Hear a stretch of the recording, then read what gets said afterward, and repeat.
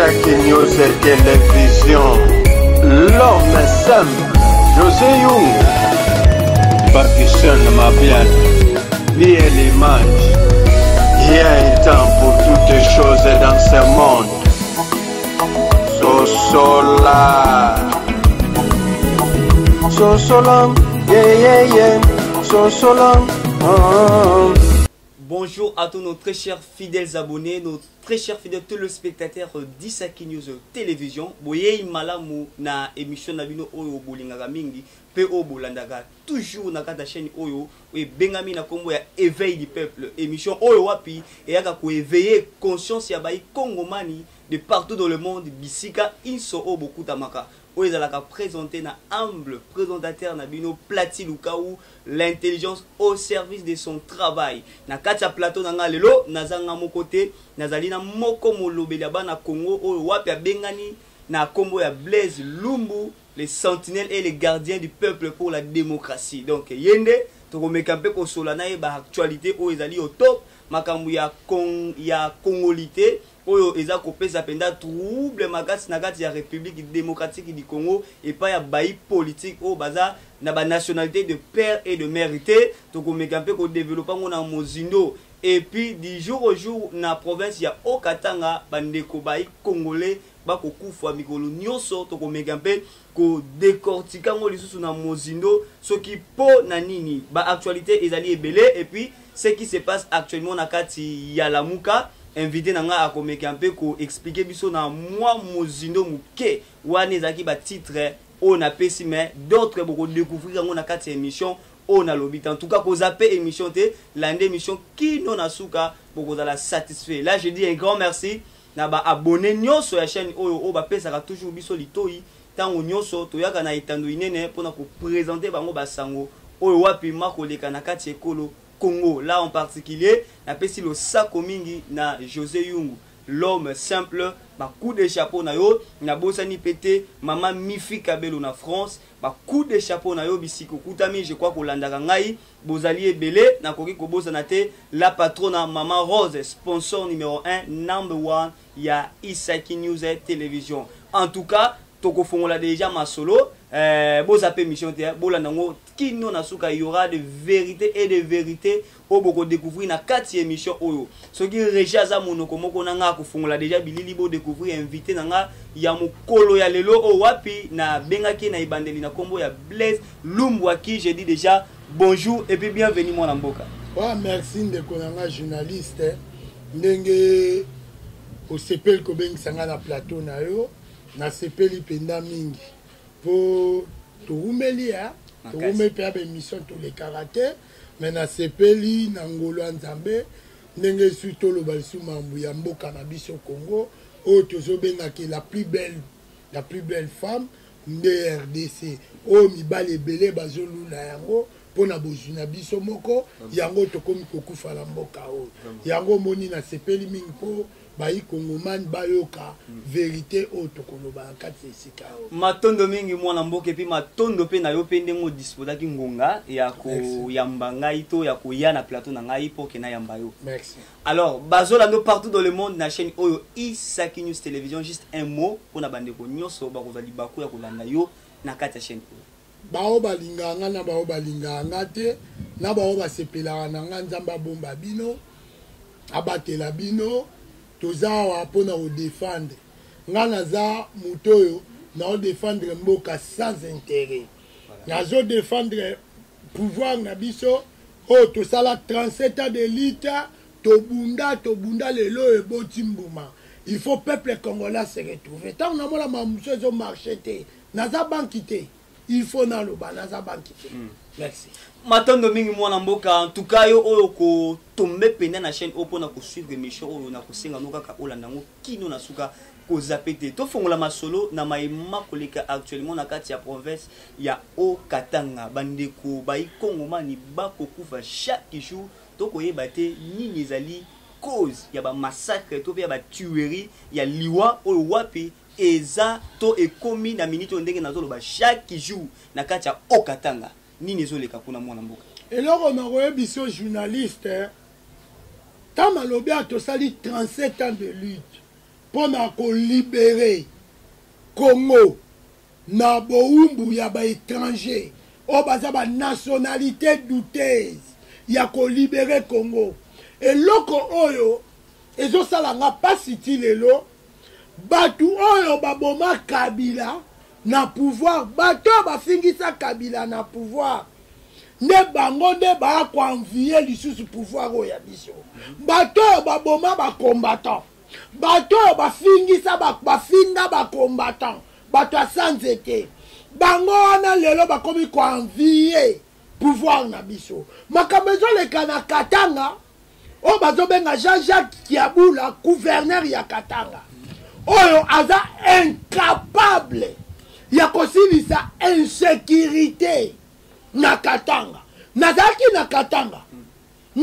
na Katanga ndeko na ngai Katanga bazokota 19h na ba milliers moko eza reculé Katanga bazokota 19h bazobomaka batu na bakati ya saki babomi bakotyo na kati ya saki tuerie na Katanga eza presque chaque jour Kiabula avait compétent communication ya Kiabula na batu na ye bazoloba ke opposition de mutu ezosala biloko wana mpo bayimboka ya Katanga bafinga mokonzi ya mboka mais nakoloba boye notre président Fatou Beto aza égoïste te akoko jouer na terrain na dima yo te yango batie bagouverneur rôle ya Kiabula eza nini koyebe mokonzi ya mboka koyebe peuple ya Katanga kodirige Katanga mais Kiabula c'est un incompétent yango nazosenga na mokonzi ya mboka attaque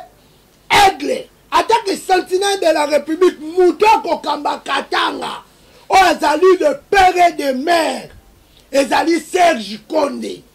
Pourquoi natangi komba Serge Konde o azaki ministre ya sport Serge Konde ba Kiabula ba Moïse Katumbi babundisaka Serge Konde po akota na vision ya mokonzi ya mboka pe en plus Serge Konde aleki Moïse Katumbi na popularité na Katanga aza na base koleka Moïse Katumbi aleki Moïse Katumbi na mayele aleki Moïse Katumbi na nyonso ozo comprendre pas ça de père et de mère Moïse Katumbi c'est un étranger il paraîtrait que ekiri ya Moïse Katumbi nde bato bazo créer insécurité na Katanga ponini balakisa Kiabula aza di nombre mutu FCC ti lelo démissionnate yoza okoti PPRD oza na PPRD oboya ko démissionner mais oza sous na union sacrée quel désordre Kiabula fa l'acceptation position na été ba position na. Alors décision ya gouvernement par rapport ya ba tuerie wana o eza koleka du jour au jour na Okatanga gouvernement déjà réagi na poignet. Et le kongana koloba gouvernement bazo mener toujours ba enquête pour bazo information te information ya Katanga eza infité na kati ya Katanga service à aner ezala eza infité ezali mais ezo komate pa mokonzi mboka bazoyeba te kozi ya makambo ezosalama me nga na koloba kozi ya koboma bato na Katanga ezali ye moko Jean-Jacques Kiabula. Est-ce que ekoki kozala trouble te ya makambo ya congolité ndenge ya congolité refuser Moïse Katumbi na candidature tokende wana congolité wana tokende me nga na koyebiso boye Kiabula c'est un incompétent yango na toyebisa chef du gouvernement premier ministre na bolingo oyo lingaka Congo na makasi oyo salaka na Congo eloko nini ezozanga po bo suspendre Kiabula basala babandela élection mususu na Katanga batela biso Serge Konde o bana Katanga bazolela bazomisela bango Serge Konde na Katanga na Kinshasa zosala nini yakende Katanga po aza populaire omoni ntango Serge Konde koya bensécurité koboma oyo Serge Konde kosilisa yango Katumbi akozala lisu na mo adire te na Katanga Kiabula wana yebi ki ye Serge Konde Kiabula wana toloba mambo ebele te so na bina loba mambo mususu bato bakomprendre Kiabula aza mutu azalaki kosimbela Serge Konde basaki ya mbongo ya mambutu Serge Konde afandi bameli balie Kiabula futi Kiabula c'est un petit devant Serge Condé. Na niveau politique, na mayele na nyonso. Yango mezo sa mu kwa tombolo ngana lo barambo bo comprendre nga na 2060-2070. Ceux qui botiki kaka Kiabula a gouvernoré Katanga na yebiso je mets ma main à couper. Bakosala likopa Katanga e Kabwana. Kasi likamwana ya Katanga e Kabwana tuuta kipe kulanda moko ya ba débuté ensemble kombo soki na bosa inte mais Christian Mwando oyo wapi kaka na makambo ya dossier ya congolité alobaki ete soki ba boyi ke candidature ya Moïse Katumbi ye a postulé comme président de la République à cause ya makambo ya loi Tchani o bada ko mener ba enquête tout ça sur la congolité Katanga et ko Kabwana. Mais ça tombe na makambo yo ucholo donc trouble ngo ezaka na kata Katanga. Makambo nga na zoloba. Ngai babengaka nga amatala kufa na Kizulu. Je suis prêt pour me sacrifier ma vie. Pour na mboka na biso, pour na sacrifier na kababo jeunesse na nga na mboko. Na koye biso boy. Il paraîtrait mindu kezo uta Zimbabwe zo kota Lualaba. Pour na nini? Christian Mwando déjà bimisi secret. Yako Luka soki babeti congolité bakabola Katanga. Eze Kiabula ebi mambo ayebiamo. Kiabula saka ba réunion na PPRD na Butu. Na moya bimi kisekediste. Kiabula azozwa ona kokoloba azozwa Katanga lokola équipe à Lupopoto ndenge nini. Nazo comprendre te. De père et de mère, bozo sa li kopana Moïse Katumbi. Boza la ba comédie mo ba géopolitique, po ba kengana Katumbi to kamarate mena butu bo solo la. Katanga ko kabwana te na pouvoir na biso ya mwana Kisekedi. Katanga ko kabwana te, mwando simba na zo senga déjà justice na biso. Ba interpeller yo ba luka ba kanga yo. Ozo sala intox na bana Katanga. Nini o déjà bosali tant que bozana kata pouvoir pour na ko éviter makambo na pendant que ezana ba makambo eza ko sali ma déjà c'est o de fois bino nan boyebi. Yango moni biso to zo bango makambo kabola Katanga ngana lobango déjà kala. Nzamba koti envoutima to kota Janine Mabunda ngo kota Christian Mwanda bimisa secret wana. Bazo préparer au jour. Katanga mobimba na lobiango le dégouverneur. Il faut battre la sincère devant mon Kozamboka. Fifi Masuka na Jansan Kabu soki Kiabula. Il faut battre la sincère devant mon Kozamboka. Wana na zobete lango c'était mon Kozamboka. Il faut battre la sincère. Baye biso vérité lokoni na zoleka na Katanga na Kolezi. Katanga ko kabwana te. Pourquoi na zo interpeller bana Katanga? Tous les Katangais. Bokoma batu bona mukandenge biso to la muka na Kishasa. Bakatange bola biso kaka bakatange baela biso be étranger na mboko. Nditine. Bakatange bandima Moïse Katumbi c'est un étranger mauritanais. Bakatange bandima Joseph Kabila c'est un étranger. Zambien, Zimbabwe, Rwandais, Burundais, Tanzanien. Bakatange baela biso M23. Bakatange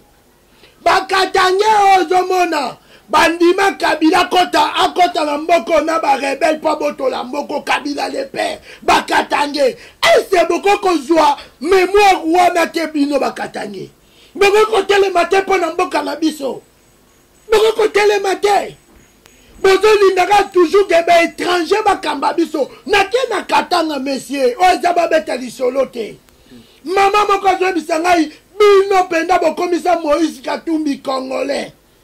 Pona makamna bino bale. Na kati Katanga. Na kati Katanga. Moïse Katumbi azo sala ba crime moko o bazo benga invisible. Yekoboma ba Katanga po baloba Kiabula est président de la République. Kiabula c'est un incompétent président de la République. Nazolo ba Kiabula faut démissionner ou bien bo suspendre yebo sa l'élection qui toko na Katanga. Na gouvernorat tota Serge Condé. Makambo ekosi na bopesa na raison. Nini eza ko faire convaincre yo que Moïse Katumbi nde mutu aza ko mener ba crime invisible na kati Katanga. Yebongo nan. Moïse Katumbi c'est un Mauritanien. Moïse Katumbi olinga bebisa pouvoir à Kisekedi. Bakangi stade de martyr na FIFA nana bimisa ki mbongo ebele po baokanga stade bandimaka ya bango ya Mazembe. C'est Moïse Katumbi. Moïse Katumbi a son pouvoir na biso. Tant mondo simba lobe za mutanani. Ya Moïse Katumbi, c'est que ba préparer baza ba minduki. C'est que ba préparer ba kabola katanga. Ba kokite na est. Yango moni bazo luka katanga. Katanga e kabola te. Na pouvoir na biso. Ba mikosi. Pourquoi na zo ba congolité et zo aider ba congolais. Lelo ba étranger nde ba komi ba riche na mboko. Biso moko ba kolombo katoza ba pauvre. Pourquoi na lobi bongo? Kabila, c'est un milliardaire na Congo. Moïse Katumbi, milliardaire, un voleur. Un moutou moko zo monaka ke Mauritanien, un pécheur. Lelo Moïse Katumbi a komi na mbongo ebele, toujours ba étranger. Tolobate, mon antutu étranger. Baza on est belé, il y a des il y a des mololo ici. On se comprend de konangai, bisoto sa politique. Na pouvoir na bisoto bundela toko koyoka te batu bakufaka. Bisoto bundi pour peuple congolais se retrouver. Bisoto bundi te pour étranger va se retrouver. Yango na zo bisamu kwa tombolo le président le plus propre du monde Fatibeto. Ceux qui ont qui laissé aller au bêtis du Cambo au Kara. Boko pesa ngai raison bako luka baka katanga. Au toucher point moko très important ya makambo mboso tant que boza na pouvoir c'est vous ndé boza ko contrôler gouvernement en place. Mboso o azali président de l'Assemblée nationale a dénoncé que ezana ba mboro ezana ba infiltré awa parmi ba député. Alors vous bato bo tambwisa mboka nini obosala na maloba o mboso aloba après. Est-ce que bo amenaka ba enquête na sima mboso pour bo découvrir ba mais na ba devant mboso aloba ngo premier prophète na mboka oyo ezalaka Vital Kamerhe. Vital Kamerhe abelela loba mwana ntutu yene mutu afinanse ba Rwandais. Mwana ntutu ye mutu azosala boye osala départ ya Vital Kamerhe na Assemblée nationale o balongolaki président. Pas de voilà secret. Mwana ntutu bakangi na coffre fort na numéro ya Sarkozy. Bakangi mwana ntutu numéro Kabila, numéro Sassou, numéro ya Kagame. Yene mtoto ba code minéraux na biso ba carré minier. Kotinda yango na est. Et na Rwanda. Mwana ntutu. Tolobate na mboko. Tolobate. Deuxième, ngana loba yango awa. Na lobate ba député national. Mususu baza ba Rwandais bazo zo mbongo. Bazo pesa ngo na est na M23. Ba soutenir M23 po ba somba mapangu minene na Kinshasa. Na poto basa ba loenge na bango. Na loba yango te. Na mboko ba luka bakanganga te. Kenga na odinga na toxire ba Rwandais. Ezala ba Rwandais musu baza 50%. O ba botamia baza ba Congolais. Ba botamia. Baza ba Congolais. Mais ba Rwanda ba ye awa. Pona ko maltraiter biso nga za bankita. Ngai soko kanginga ina kasho na mona ngoya ko changa diki. Kabila kanganga déjà. Kabila koko obomanga te. Ndena pouvoir na biso bo kanganga po bomanga. Ngana zo be mama mboka na biso. Pe biloko na olo beza soleza lokutate. Sarkozy aye awa. Sarkozy oyo kaki aye awa kota la président. Aki kota président yaki ni. Aki na ba mandataire. Toi yaki na ba compagnie. Sarkozy aye akoyebisa président ke to ça l'échange. To pesa yo colonel ya M23. Biso pesa biso mwana ntutu. Pona bike mwana ntutu azobimisa ba vérité belé. Biso toza bankita na sepela ki na langage ya muko atombola. Ayebisi Sarkozy ko sa ba aventure te. Biso état de droit justice azo sa musala na ye. Lelo justice na sala mwana ntutu azobimisa ba vérité. Mwana ntutu ya na obimisa ba vérité. Totika kosakana na pouvoir oyo. Pouvoir na biso oyo nazolo bandeko na ngai sans aventure. Pouvoir oyo afata fandi na makila. Ya ba martyr. Ya makila ba combattant UDPS. Fata za na droit ya kosala hérité. Pe fata za na droit ya kobetaka batu karate. Ayoki likambu mbala mako kiabuna yaka. Sala lettre na suspension. Allez, katanga bolingi nani Serge Konde allez. Serge Konde le kasala musala. Pour l'intérêt à mboka. Pour l'intérêt personnel. Lelo kiabula sali remaniement. biso tobundela nde kiabula ti tobundela yo kiabula yo tomona Katanga lokwa lupopo nazokamwa asali remaniement ya cabinet ni mutu moko UDPS mais UDPS nde mutu ebundi lopo kiabula za gouverneur. Quel sabotage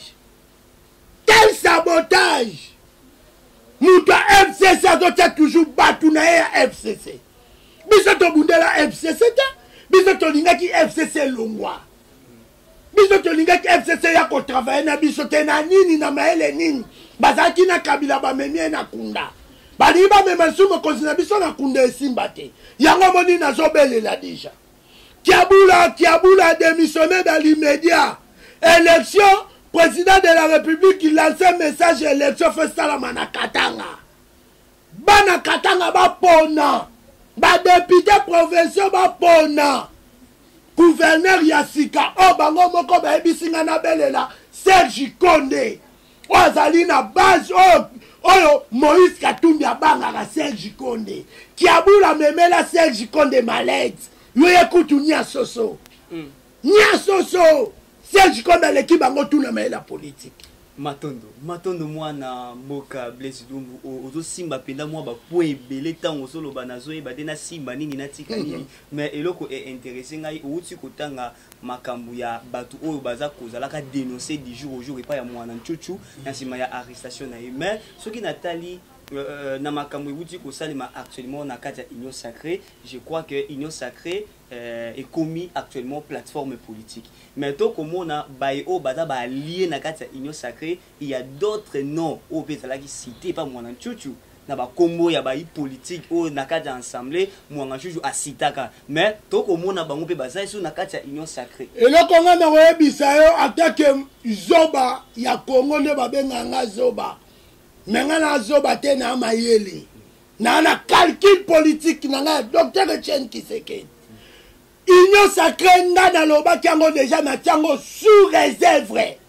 Pourquoi na lobi bongo Union Sacrée pas na ngai toyebaki Union Sacrée zali bolingo ya mboka eza plateforme te eza agroupement politique te eza mutu nyonso toye na idée devant mokonzi mboka a examiner yango asaleli yango ozo comprendre lelo nazoka mwa Union Sacrée tokende na fongola liboke Union Sacrée ndenge za wana bato oyo baki babomaki Kabila nde baye na Union Sacrée na pouvoir na biso yoyo o tozwe le côté to bunda to pesa corps en esprit ba viola biso na pouvoir bakanga biso Kabila boma biso na Kabila boma tata nanga na mama nanga na lobaka yango jour au jour litomba ni tozi pouvoir bénéfice ninga na zui na mboka o na zui bénéfice mais na toujours ko soutenir mu kwa tombolo fati beto mais ba allié na biso ba uti PPRD ne ba bénéficier ba allié na biso o ba uti PPRD ba bénéficier ko le kana biso moko bananda Union Sacrée zali ba parti ya malette o eza na Union Sacrée parti ya malette on zolo beza moi sina mobali ndeka basali parti na bana dai bazana ba na base te mbe ba ye wana ebele ba miyibi ebele ba ye na Union Sacrée yango na tie Union Sacrée sous réserve Union Sacrée ba miyibi ana ba ye po ba bundisa de UDPS Union Sacrée za de UDPS soki bango bakoya na mayele ya mabe biso tozana pona otelemela bango siko nini o déjà bosali na bato wana o boye bike baye na intérêt tant que boye bike baye na intérêt da bosali nini pona bango bon kosa na bango ngonga na baninda ko dénoncer ko ebisa bango de boya pona bolinga mboka on comprend boya po travailler pona président Félix Nanté boya po travailler na pona souci à peuple congolais soki bozo ko travailler pona mabumu na bino et ça passe ba parti politique ebele yo moni ba ewana ba lelo na ba élection ba profiter na Union Sacrée ba benda majorité ba kende ba compliquer l'issue président Félix ba lobane ke biso tokozo autant de ministres autant de boepo na za na combien na za ba député na ngebele ba parti politique wana yango moni na zo telemela yango moni na zo lancer message na mona buto Gisèle Kabuya AK47 on a le lion de la tribu de l'UDPS. Nazoyebisa Gise Kabula, il faut bimisa machine politique ya UDPS ya Dr Etienne Tshisekedi pour na union sacrée. Ce que fandika kotali bango boye, yebaka batu wana ba papa wana bakomatela biso na mutu, biso UDPS komona na disute. Mwana mboka tozokende malema na koshite mais to komona makambo eza kokende pena na bulu yeke makasi na kati ya gouvernement na bino o bozokamba IDPS pouvoir. Aner dernièrement a outaki ko sala interpellation na gouvernement que na ba zone ciblée oyo wapi ezali menacé na ba M23 a sala ki interpellation que a remarqué que ba armée étrangère ils ont déjà na kati ya ba zone wana et puis pendant qu'on préparer un plan de balkanisation aner a dénoncé que loko wana mwanga chose outi ko dénoncer bayi politique belé o bo sala musala na kati assemblée nationale na kati gouvernement na biso a dénoncer ba kombo na bango mais tozo mona bango baza pene ya mo konza mboka mwana mboka mboso a dénoncé kala à l'époque na kati assemblée ezana bayi bazo de tout mboka siko nazomi tu na tangu ofanda kapenda boza koyoka bato wana ndenge baza ko bimisa bango na pole bazaki na molili mais baza ko dénoncer mai na bango ya mabe na miso bato pour que mutu nyonso amona pa yeba o ya mabe babande siko bino étant que gouvernement étant que bato ba kanga République démocratique du Congo nini bosala dans le plus vite que possible pour na porter solution na makamona to mone le côté jusqu'à présent yo tanto yo nozo mone le côté ne konangai tanto yo zo mone le côté ce qu'on landi bato baza na est M23 bakabwani M23 bakomi déjà comme musu bakomi kozonga mboka na bango Rwanda ba musu bakomi ko lukanzela na bango babima batika bulagada bakende kayango yo ki Kagame azwi vertige o bazo benga kipala kinzonzango o Kagame azwi ya kotinda Sarkozy koya na Congo akosenga mwana nchuchu ça veut dire force ya diplomatie ya Mukwa Tombolo Fati Beton, le président le plus propre du monde. Oh, président a commis sacrifié. Ayebisa ki bango, a kondima pouvoir na eso kimi koti na est. Nango zonga mwa mukie na fongola liboke. Guerre, est guerre ya est wana. Tangu Tshisekedi le père, héros national, père de la démocratie, tanga banda koyebisa Kabila. Oya pour Kabila le père. Oya pouvoir na manduki abengana Mobutu dictateur. Oya kufa na postade. Lelo oyo Kabila yebisi nani le père qui se kede yebisi Zombongo futa ba Rwanda bozonga.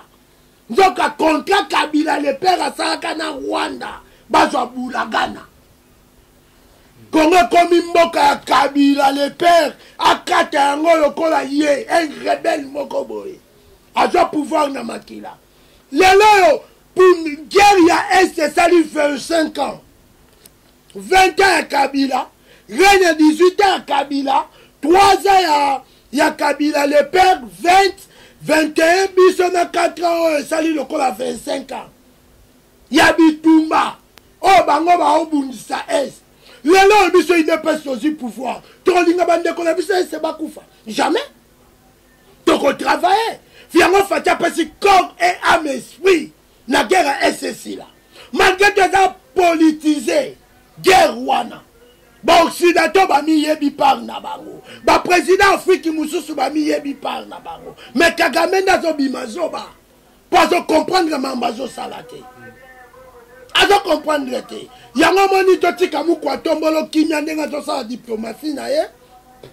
abunda menga na ebiso mona nchucha lobi pena ba opposant soit disant ba opposant ndetina baza na kati onga na ba il paraîtrait Moïse Katumbi pasa di nombre na kati ya makamba il paraîtrait Moïse Katumbi pasa di nombre po mututu o bundisa mokonza mboka oko inamboka na yako boma peuple congolais à M23 à M23 à M23 ndekona na fongola liboki moko mwana mboka toyebi bien que armée burundais na ba ougandais à l'époque CPI et sanctionnaka bango na massacre o basalaka pona bayi Congoma na l'époque na yebi de soko se rappeler nango mais boni to yebi ke bandeko o bango nde bato ba massacre biso à l'époque tozo kende lisusu koluka puis na bango armée ougandaise et na kati ya République démocratique du Congo précisément na Bunagana pour ebenga na bayi M23 d'après ba accord ndenge bayokanaki mais actuellement na yebi te asi sa motuna na ngaki olandaki to omonaki na bilili komona ete na kati ya Bunagana bazui drapeau ya République démocratique du Congo ba lingi yango batiango mpandi bazui drapeau ya Uganda ba télémission et puis to monaki porte-parole ya ba M23 Willy soki mboma soki ngoma azokanga ba photo na ba généraux ougandais na kati ya Bunagana wana to benga ngo balkanisation déjà et salamité komona drapeau ya Uganda élevé na kati ya Bunagana mais na tunyo ke sa kufate muto yo tangi wana il paraît akufa na yebite mais na yebi sobo ndeko na ngai mambo yo lobi eza mambo yo il faut que tout na kabila tanga zaki na pouvoir na biso na ndimite eloko wana no na mona to biso tout oza na information makabane sa makable pa kabila po ba rubebwa batindi kaka kabila akabola bango apesa bango mboka wana mais mambo fatina tiko yo kango atana ba photo na ba Facebook non wana za biloko kabila ata moni bato bazoboma mingi na ese bato kabila bazozomsaka ba image wana mais ba bete sur l'isolo siko un minute ndenge mambe komi na ese bazogo bango yo moni opposani na telemi a olobela mambo yaonga na ebisa komba lombala na plateau na yo kike munu bacha 1 million na ndaku na mutuka balakisa ngai bakende kofilme ndaku ya bafayulu pa mama boti fayulu na tata boti fayulu alobe abotami na njili na ane wana pesaki njili ezalaki zamba seke azalaki mwana makaku seke makako nde mutu ebota fayulu na zamba to leopard to nyoka po njili na ane oyo alobaki wana njili ezalaki zamba Kongo ekokambama na baétranger te Kongo ekokambama na bana mboka toza na posa Félix Tshisekedi asalela biso mpo na Kongo kotikala libanga na mungwa te batika ye atravaye mpo na mboka na biso yango moni na bato basololaka na nzambe eke ambongo penda sololaka na nzambe ambongo cardinal ambongo alula ambongo asololaka na nzambe catholique ezolesa ambongo ezosombela ye banana likolo ntina se catholique ezosalela ambongo makambo tu ambongo azobota bazozwele charge lelo siko ambongo akoboya kongoli te pourquoi ese ngai nakokozala député na États-Unis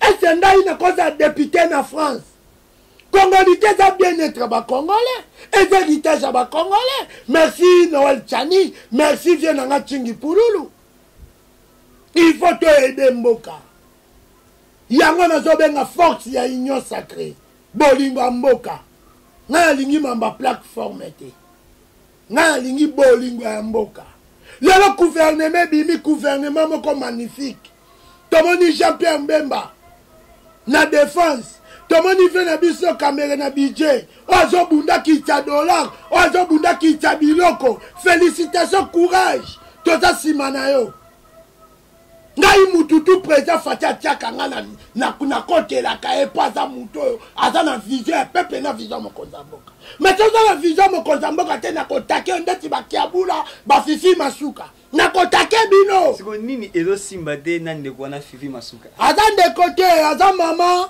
fifi masuka ke mama onga lingaka mingi mama onga na respectaka mingi mais soki déjà tengami na pouvoir na biso wana nga na koyebiso na ndenga ki impolitesse te na ndenga respect ke mama fifi masuka faut démissionner ndenge toyokanaki yango te toyokanaki fifi masuka ojue meno intérim simba na nuboro yo muyeji kabilisa kende fifi masuka pe kabilisa mais tomonaki a changer akomi mutafati lelo oyo fifi masuka ba action politique na lwala batanga komba mokonza mboka te contre lyonnais oyo ebimi oyo kike contre ya ba chinois 4 bazwaka bozuna biso mboka province moko te na Kinshasa oyo eleki Lualaba na mbongo eza te. Mais moto azogérer ngo Fifi Masuka. Fifi Masuka c'est un incompétent. Fifi Masuka c'est un incompétent. Yo c'est pas na yo bazaka ba incompétent. Je la sona na so bato baza compétent. Nazoya. Fifi Masuka c'est un incompétent. Fifi Masuka zo sa makambu mabe. To bekele maboko. Ba action politique. Ya mu kwa tombola tanga komba fatite. Fifi Masuka na 2018 asala propagande ya Shadari. Aloba mulu bakoko kamba biso na mboko te. Fifi Masuka lelo nani okamba mboko. On te comprend. Lelo Fifi Masuka kangami kuno jouer un intérim. Un intérim na Nomaka. Un intérim na Sarabo. Mathieu bana na ye na Lualaba. Na ba entreprise tout la ba carré minier. Akabole li ba carré minier le kwa wenze abitula. Fifi Masuka no sa makama mabe na Lualaba kanga bato ide pesi monoko. Asala pêche aquarium ya kolobake bato ide pesi sobo libo so misala boya bokota na parti nanga. Fifi Masuka a préparé comme il s'est député belé marambe belé. Na ide pesi comme il le croit Zahir. Pardon, na Lualaba comme il le croit Zahir. Nous t'avons fait la mounoko azate pour Mobutu moi ça zawala. Fifi Masuka. On se comprend, c'est incompétente. C'est bon pousser ngate na l'Obama be. Yanga na job sa Fifi Masuka mutu akoya na vidéo nanga. Oya kalimaka ngai. Poyo zo mbongo ya peuple congolais oluko tindela ngapa na bango balia yango. Ngana zo take opo na mbongo te. Ngana zo take opo zonga na nzela. Ngana zo take opo zonga na vision mokonza mboka. Yoka soni mama. Fifi Masuka ngai na lingaka okoleka batutu baza pembeni na yo. Soki ozongi na vision mokonza mboka. Nataka muyeji Fifi Masuka pesa nga mbongo te. Na benga pete na senga mbongo za témoin. Mais na yebisi ke linga mokonza mboka ndongo linga muyeji fa dégager. Yo faut travailler kinya. Mais muyeji a dégagé mambu muyeji sala ye sala ngo pli. Fifi Masuka c'est une femme tribale. Yende bandeko na efoza la munoko moko polia na Lualaba. Ese biso to bunda pona marambo. Mokonza mboka talela biso Lualaba. Fifi Masuka sombi afeni mobimba Lualaba otonga on le kwa Dubai. Nambonga nani? Nambonga peuple congolais otongela mboka te me pona yo moko. Moi si à cause à motema mabebo et pourquoi? Siko banani o baza ba compétent d'après yo. Bato baza ba compétent après ngai nazotanga Serge Konde. De deux nazotanga premier ministre Sama Lukonde. De trois nazotanga Chantini Ngobila Mbaka. De quatre nazotanga Vienanga Puisu Mabilu. De cinq nazotanga Tingi Pululu. Soto lobito tanga to koma ti na ti. Compétence na bango vis-à-vis ya intérêt à peuple congolais. Ya intérêt à peuple congolais. Ezo mona no lobi beto banda na ville Kinshasa. Banda yonga na yo to botama gouverneur ni na tongata 10 km nzela. Azate à part Gentini na Jekoko. À part Gentini na Jekoko, bato batongi elengesa. Bato batongi ya kisensuawa, batongi banzele bele. Si vous avez un incompétent, nani pe o ya buki makasi. Ok bien. Na sera Kabila de droits à la quitter. Na sera Kabila peuple abandaki kosakana na l'État. Lequel le kopamba. Yo zu na kuna yo tongiango na terra sa l'État. Parce que nani ategela ki mu d'espace wana porte na nda kuna terra. Non, biso peuple to débordaki. Limite ne suki côté à 5 mètres à terrasser. Yo ni kobo ma terrasser pour ta maison sur mbongo. Mutuni na teki balanda bato bateki bazong sela mbongo. Mais l'état sali musala na ye. Yo kanai ndango oloba ki jour ana to émission. On se le mai tondi nyoso tondi. Batera c'est bouché. Olobi ango très bien. Ebe loko zo sa ke batera c'est za bouché. Kasi bato batongi banda ku pembe na batera c'est. Tant où l'été sur Mibeko à Kobuka Chantini Mabe, papa Fanda na yo travaillé. Fanda na yo le seul moutou, Azali a na Congo meilleur gouverneur na RDC na capitale c'est Chantini Ngobila. Sans flatterie, alingi mokonza mboka.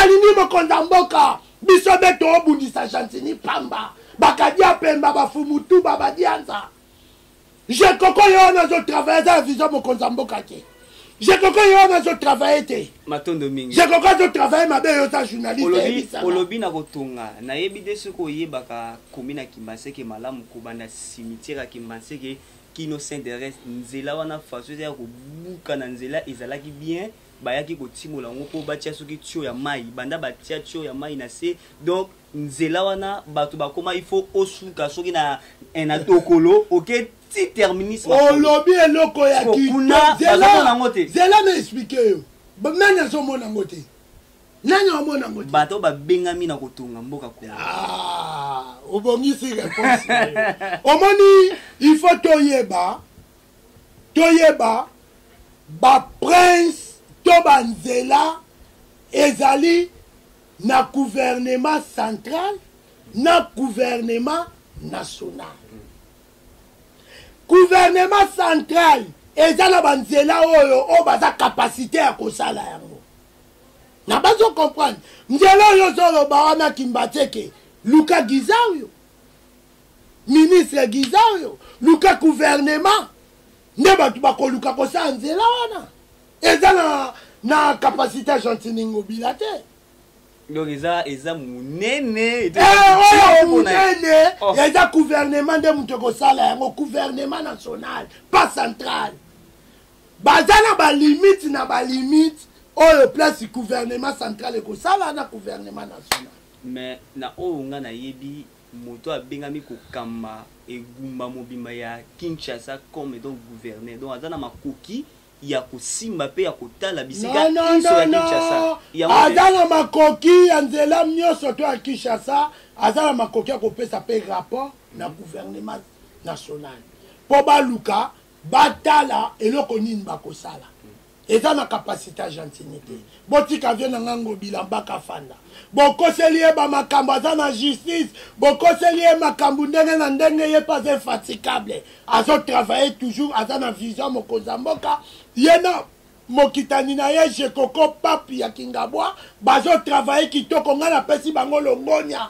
félicitations bo travailler ngai gardien du temple attaque sentinelle naza simana bino matondo mwana mboka ozo nazo sebelo no pozo sima benda ba ko belé mais nazo ba de to lobela nini to tika nini mais média ezali ngonga je crois que pour aujourd'hui to sugina no awa bande ko nyoso bakolanda biso na kata chaîne oyo Isaki News de télévision, je rappelle, Ezali Bongo Blaise Lumbu, le gardien du peuple de la démocratie, Ndenge Ami Bengaka, donc Yene Mouta Talisi Biso na Mozino, Maïman Soma Koleka na Kacheko le Congo, to Simbi Mingi province Yakatanga, na Kinshasa, Yangone Penda Tolobeli, na Mouke, Lualaba. Je crois que pour dans l'élo, to Sugina ah mais to ya même balasima pona basango mususu, Bandeko Balandio de partout na kada chaîne au juste moi Lilobano ya Suka, Suki peut occuper sa numéro, na quelques dédicaces là et Taliomoko, à vous la parole. Bananga soukeza nini nazobengisa peuple congolais nyonso oyo alingi mboka na ye le 15 eza samedi le 15 avril biso tout na 8h ebele na palais du peuple pourquoi mpona kosoutenir badepute oyo bakolinga kovote congolité loi Tchani oyo ezokumbama na mwana mboka Tchingi Pululu biso tozala wana ebele massivement pona ko soutenir Tchingi Pululu na congolité na ye pona ba étranger bali mwana mboka oyo à part ça na koyebisa peuple congolais to pesa kaka Félix Antoine Tshilombo confiance o tozo pesa ye toujours azam de père et de mère oya kolongola biso na boumbo kabila tika biso pendant 18 ans yango message nanga na koloba soko za na posa ko bakisa moi eloko epa nanga information soki posa na posa ya kofinga ngai na pesi numéro nanga plus 243 082 80 89 785 zo numéro nanga tindelango ya mbongo zo émission tindelango ya mbongo telima ye basoki pakana ye na kolia na kaleson na sengle makambu nyonso tu yango azolinga congolité po ye pas nationalité douteuse il paraît toyokaka za burundais il paraît toyokaka za camerounais il paraît toyokaka 50-50 yango azotelemela yango akasaka ekende na mambakisango mamba kisango te tosimba basali na nzambe te me mbongo nazoloba boye soki atie tembe ye na walesa na stade farafara walesa kokanga au nom de Jésus nzamba walesa moto nayebisa yo cardinal ambongo akokweya kao mpe nzambe azwi molimo nakena Maintenant, nous allons voir tout ce qu'on a.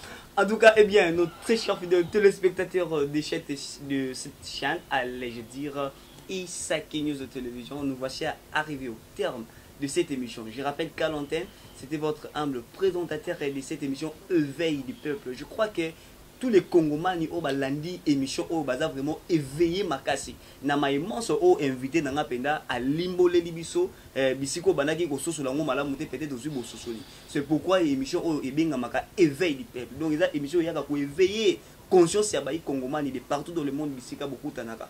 En tout cas, pour soutenir Ango Makasi, abonnez-vous massivement sur cette chaîne. Si vous avez e-news de télévision, et avez bien platine au cas où votre humble présentateur, je serai toujours là pour vous servir dans cette chaîne avec les actualités sûres. Et puis, invité au compétent à Koloba, d'être Blaise Lumbu, le gardien de la démocratie. Je crois que vous savez pas Makasi. En tout cas, Nganabino, Turokabona, Awa, tout le monde a un numéro, Isakuya, Nakubeta Kassete. Commentez l'émission, partagez, abonnez-vous, paix, beaucoup de la diversité, malasima. Tant basango koya, to komone de suzu, kolega nakada chaîne. Je crois que je vous dis au revoir et très prochainement.